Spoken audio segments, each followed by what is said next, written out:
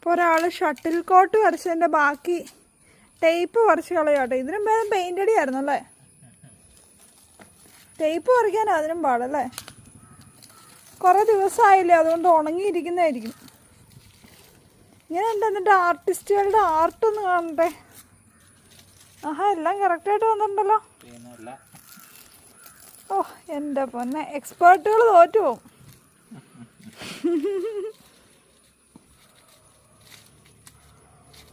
ചുമ്മാ മുറ്റത്ത് നിൽക്കുന്ന ഈ നേരം വണ്ടി ഒന്ന് കഴിയേക്കാന്ന് വെച്ചാൽ എൻ്റെ കെട്ടിയത് എന്തിനാലും സമ്മതിക്കുന്നില്ല കേട്ടോ വണ്ടി കഴുകാനായിട്ട്. ഈ സമയത്ത് ഇതൊക്കെ വേണമെന്നാണ് ചോദിക്കുന്നത്. പക്ഷെ ഒരു രസമില്ല. വണ്ടിയെ കുളിപ്പിക്കുന്നത് എനിക്ക് ഭയങ്കര ഇഷ്ടമാണ് കേട്ടോ. അപ്പോൾ നമുക്ക് വണ്ടിയെ കുളിപ്പിക്കാം.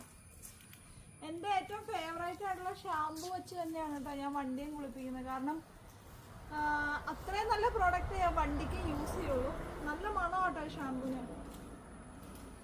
അപ്പോൾ നമ്മുടെ കുണുവാവ ഷെഡിൽ നിന്ന് ഇറക്കി ഒന്ന് കുളിപ്പിക്കാൻ പോവാണ് കേട്ടോ. അതിന് വേണ്ടിയിട്ട് സോപ്പും ചീപ്പും ചകിരിയൊക്കെ ആയിട്ട് ഞാൻ ഇറങ്ങിയിട്ടുണ്ട്.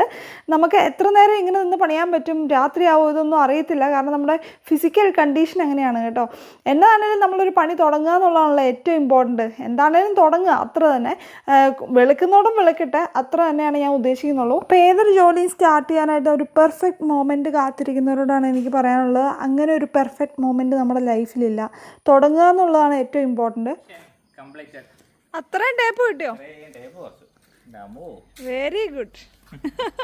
ഇതിനും ഭേദം പെയിന്റ് അടിയായിരുന്നു അല്ലേ? വണ്ടി എഴുതാൻ കൂടുന്നുണ്ടോ? ഓഹോ. ഇപ്പോൾ താറ് 5 ഡോറൊക്കെ ഇറങ്ങിയെന്ന് പറഞ്ഞു കഴിഞ്ഞാൽ ഈ വണ്ടി എന്ന് പറഞ്ഞാൽ ഒരു പ്രത്യേക വണ്ടിയാണ്. ഇതിന് ഭയങ്കര ഒതുക്കമാണ് കേട്ടോ. നമുക്ക് ഓഫ് റോഡ് കൊണ്ടുപോവുകയും ചെയ്യാൻ, ടൗണിലൊക്കെ കൊണ്ടുപോയി കഴിഞ്ഞാൽ എന്തൊരു ഒതുക്കമാണെന്നറിയാമോ? അത് തന്നെയാണ് ഈ വണ്ടിയുടെ ഒരു പ്രത്യേകത. ഞാൻ എൻ്റെ കുട്ടിക്കാലത്തൊക്കെ ഒത്തിരി പണി ചെയ്യുമായിരുന്നു കേട്ടോ. പറമ്പിൽ പോയി ചൂട്ട് വലിക്കുമായിരുന്നു, വീട്ടിലെ പുല്ലെല്ലാം പറിക്കുമായിരുന്നു, ബാത്റൂം കഴുകുമായിരുന്നു, വീടൊക്കെ അടിച്ചു വാരി തുടയ്ക്കുമായിരുന്നു. ഇതൊക്കെ ഞാൻ ചെയ്യുമായിരുന്നു കേട്ടോ. എനിക്ക് തോന്നുന്നു കമ്പാരിറ്റീവ്ലി ചെറുപ്പത്തിലേക്കാളും ഇപ്പോഴാണ് എനിക്ക് മടി കയറിയതെന്നാണ് എനിക്ക് തോന്നുന്നത്. എന്നാണേലും എൻ്റെ ചെറുപ്പകാലം എനിക്ക് ഭയങ്കര ഇഷ്ടമാണ് കേട്ടോ ഓർക്കാനൊക്കെ. ചൂട്ട് വലിക്കാനായിട്ട് ഞാൻ തന്നെ പറമ്പിലൊക്കെ പോകുമായിരുന്നു കേട്ടോ. ഒരുപാട് ചൂട്ടൊക്കെ മമ്മിക്ക് വലിച്ചു കൊണ്ട് കൊടുക്കുമായിരുന്നു. പക്ഷെ അങ്ങനെ ചൂട്ട് വലിക്കാൻ പോയ ഒരു ദിവസമാണ് ഞാൻ നല്ലൊരു ഒന്നാന്തരം മൂർഖമാമനെ കണ്ടു കേട്ടോ. അതോടെ ആ പരിപാടി നിർത്തി. പിന്നെ മമ്മിയുടെ കൂടെ മാത്രമായി പോക്ക്. പിന്നെ വിറക് പെറുക്കാനൊക്കെ പോകുന്നത് എനിക്ക് ഭയങ്കര ഇഷ്ടമുള്ള കാര്യമാണ് കേട്ടോ. ഞാൻ ഒറ്റ മോളായിട്ട് 11 വർഷക്കാലം ഞാൻ ഒറ്റ മോളായിട്ട് വളർന്നതാണ് കേട്ടോ. അപ്പം എൻ്റെ ആ ഒരു ഏകാന്തത അതൊക്കെ ഇല്ലാണ്ടാക്കിയത് ശരിക്കും പറഞ്ഞു കഴിഞ്ഞാൽ ഇങ്ങനെ ഓരോ പണികളായിരുന്നു കേട്ടോ. അതൊക്കെ ഓർക്കാൻ രസമുള്ളൊരു കാലഘട്ടമായിരുന്നു. വീട്ടിലന്നേരം ആടും പശുവും പാത്തക്കുഞ്ഞും കോഴിക്കുഞ്ഞും ഒക്കെ ഉണ്ടായിരുന്നു. പിന്നെ ഈ ആടിനും പശുവിനും കൊടുക്കാനായിട്ട് കച്ചിയൊക്കെ വാങ്ങുമായിരുന്നു കേട്ടോ. അപ്പോൾ ഈ കച്ചി ഇങ്ങനെ നിരത്തിയിട്ട് ഉണങ്ങുന്ന ഒരു പരിപാടി ഉണ്ടായിരുന്നു. അത് വീട്ടിലേക്കുള്ള വഴിയിലും അതുപോലെ മുറ്റത്തും ഒക്കെ ഇങ്ങനെ നിരത്തിയിട്ട് ഉണങ്ങുമായിരുന്നു കേട്ടോ. അപ്പം അതിൻ്റെ ഇടയ്ക്ക് സൈക്കിൾ ചവിട്ടി കളിക്കുന്ന ഒരാളെ കണ്ടോ മനുഷ്യ? എങ്ങനെയുണ്ട് അത്ര സൈക്കിൾ ചവിട്ട്? അടിപൊളി സൈക്കിളാ അല്ലേ? അപ്പോൾ പിള്ളേർ സെറ്റുകളെല്ലാം വന്നിട്ട് ഇതിൻ്റെ മണ്ടയുടെ ഉരുണ്ട് കളിക്കുന്നതൊക്കെ ആയിരുന്നു അന്നത്തെ ഏറ്റവും രസമുള്ള കളികളായിരുന്നു. പിന്നെ കുഞ്ഞി ഓട വെട്ടിയിട്ട് അതിക്കടെ കുഞ്ഞി വണ്ടി ഉരുട്ടി കളിക്കുക, ഇതൊക്കെയായിരുന്നു. എല്ലാവർക്കും ഉണ്ട് ഓരോരോ വണ്ടികൾ, കുഞ്ഞി വണ്ടികളല്ലേ.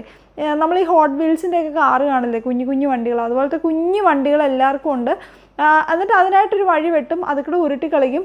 അതൊക്കെ തന്നെയായിരുന്നു കേട്ടോ പരിപാടി. ഇപ്പം എൻ്റെ കുട്ടിക്കാലത്തെന്ന് വെച്ച് കഴിഞ്ഞാൽ ആ പരിസരത്ത് ഞാൻ മാത്രമാണ് പെൺകൊച്ചായിട്ടുണ്ടായിരുന്നത്.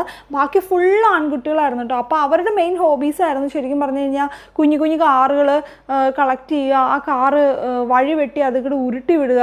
പിന്നെന്താ മിറ്റിലൊതുക്കി ഉണ്ടാക്കുക. മിറ്റിലൊതുക്കി ഉണ്ടാക്കുന്ന കാര്യം പറഞ്ഞാൽ രസമാണ്. ഒരേ ബ്രാൻഡിൻ്റെ 2 അടപ്പ്, പിന്നെ എന്താ മെഴുകുതിരി, പിന്നെ റബ്ബർ ബാൻഡ്, ഈർക്കിളി, ഇതെല്ലാം കൂടെ വെച്ചിട്ട് ഒരുതരം മിറ്റിലൊതുക്കി ഉണ്ടാക്കും കേട്ടോ. അതിങ്ങനെ പിരിച്ച് വിടുമ്പോൾ അത് തന്നെ ഇങ്ങനെ കയറിപ്പോവും. അതൊക്കെ ഓർക്കാൻ തന്നെ ഒരു രസമാണ് കേട്ടോ. അതെങ്ങനെയാണ് ഉണ്ടാക്കുന്നതെന്നൊക്കെ ഞാൻ മറന്നുപോയി. അതെങ്ങനെയാണ് ഉണ്ടാക്കുന്നതെന്നൊക്കെ ഞാൻ പഠിച്ചായിരുന്നു. അപ്പം അന്നെന്നൊക്കെ പറഞ്ഞു കഴിഞ്ഞാൽ വലിയ TV ഷോസോ പരിപാടികളോ ഒത്തിരി ചാനലോ ഒന്നുമില്ലല്ലോ. ആ മൊത്തം കാട്ടിലെ കണ്ണൻ, ശക്തിമാൻ, ദൂരദർശൻ, ഇതൊക്കെയല്ലേ കാണാനുള്ളൂ. എന്നാൽ ആ കാലഘട്ടത്തിന് അതിൻ്റെതായ ഒരു രസം ഉണ്ടായിരുന്നു കേട്ടോ. ഇപ്പം ഞാൻ ഷൂട്ടിന് വേണ്ടിയിട്ട് കിരീടം ഉണ്ടാക്കുമെങ്കിൽ അന്ന് ഞാൻ പ്ലാവിൽ വെച്ചിട്ടായിരുന്നു കേട്ടോ കിരീടം ഉണ്ടാക്കുന്നത്. അതൊക്കെ എല്ലാവരും ചെയ്യുന്ന കാര്യങ്ങളാണ്. പക്ഷെ മറ്റുള്ളവരുണ്ടാക്കുന്നേക്കാളും ഭയങ്കര വലിയ കിരീടങ്ങളായിരുന്നു കേട്ടോ ഞാൻ ഉണ്ടാക്കിക്കൊണ്ടിരുന്നത്. അത് പ്ലാവിൽ വെച്ച് പല ഇലകളൊക്കെ വെച്ചിട്ട്, പിന്നെ തകരയുടെ ഇല വെച്ചിട്ട് ഓർണമെൻറ്റ്സ് ഉണ്ടാക്കുക, ഇതൊക്കെ തന്നെയായിരുന്നു കേട്ടോ നമ്മുടെ ഹോബീസ്. അപ്പോൾ എന്ത് ജോലി ഏൽപ്പിച്ചു കഴിഞ്ഞാൽ ഓവർ ഡീറ്റെയിൽ ആയി ചെയ്യാന്നുള്ളത് എൻ്റെ ഒരു പ്രത്യേകതയായിരുന്നു. ഇപ്പോൾ ഒരു കയ്യാലമാട് മൊത്തം ഒരുക്കാൻ തന്നു കഴിഞ്ഞാൽ ഞാനത് ഒരു കുഞ്ഞി പുല്ല് പോലും ഇനി മുളയ്ക്കാനിരിക്കുന്ന പുല്ലും കൂടെ പറിച്ച് കളയും കേട്ടോ. അതൊക്കെ എൻ്റെ മമ്മി പറഞ്ഞ് എപ്പോഴും ചിരിക്കുമായിരുന്നേ. ശരിക്കും പറഞ്ഞു കഴിഞ്ഞാൽ നമ്മുടെ കുട്ടിക്കാലത്തെ ആ ഒരു കാറ്റിനും പ്രകൃതിക്കും വരെ വ്യത്യാസമുണ്ടെന്ന് എനിക്ക് തോന്നാറുണ്ട്. എന്താണേലും കഴിഞ്ഞു പോയ ആ ഒരു കുട്ടിക്കാലമൊക്കെ കഴിഞ്ഞു പോയതാണ്. ഇപ്പോൾ ഉള്ള ലൈഫ് എൻജോയ് ചെയ്യുക. എത്ര എന്തെന്നൊക്കെ കാലം മാറി എന്ന് പറഞ്ഞു കഴിഞ്ഞാൽ നമ്മുടെ ആ ഒരു കുട്ടിക്കാലം അത് എപ്പോഴും എല്ലാവർക്കും നൊസ്റ്റാൾജി തന്നെയാണല്ലേ. പിന്നെ പറയാനുള്ള ഒരു കാര്യം എന്ന് വെച്ച് കഴിഞ്ഞാൽ സ്കൂൾ വിട്ട് വന്ന് ഉടനെ കാണുന്ന പരിപാടിയായിരുന്നു ഒരു ഡ്യൂ ഡ്രോപ്സ് എന്ന് പറയുന്ന പരിപാടി. അതും എനിക്ക് ഒത്തിരി മിസ് ചെയ്യുന്നുണ്ട് കേട്ടോ. എന്താണേലും എല്ലാവർക്കും കാണും ഒത്തിരി ഓർമ്മകൾ. എങ്ങനെയുണ്ട് വണ്ടി കഴിയുക? വണ്ടി നല്ല കുട്ടപ്പനായിട്ടുണ്ട്. നിനക്ക് ഇതുപോലെ സ്ഥിരം കഴുകാൻ പാടില്ലേ? അയ്യാടാ, ഇന്ന് എനിക്കൊരു മൂഡ് തോന്നി ഞാൻ കഴിയുക കേട്ടോ. അടിപൊളിയായിട്ടില്ലേ? മൂഡ് തോന്നണം. ഈ വണ്ടി ആ വണ്ടി ഇതേ വണ്ടി ഇതേ സൈക്കിളും ബൈക്കൊക്കെ ഒന്ന് കഴുകി വെക്കണം. ഓഹോ, ഇതും കയറ്റി വെച്ചോ.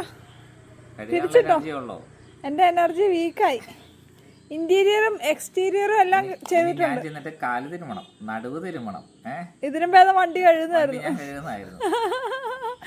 ഞാൻ കാര്യം പറയട്ടെ, എന്തൊക്കെ സർവീസാ ചെയ്തെന്നറിയോ? എന്തൊക്കെയാണ്? ഷാംപൂ വാഷ്, പിന്നെ ഇന്റീരിയർ ക്ലീനിങ്, എക്സ്റ്റീരിയർ ക്ലീനിങ്, പിന്നെ എന്താ ഡീറ്റെയിൽഡ് ക്ലീനിങ്,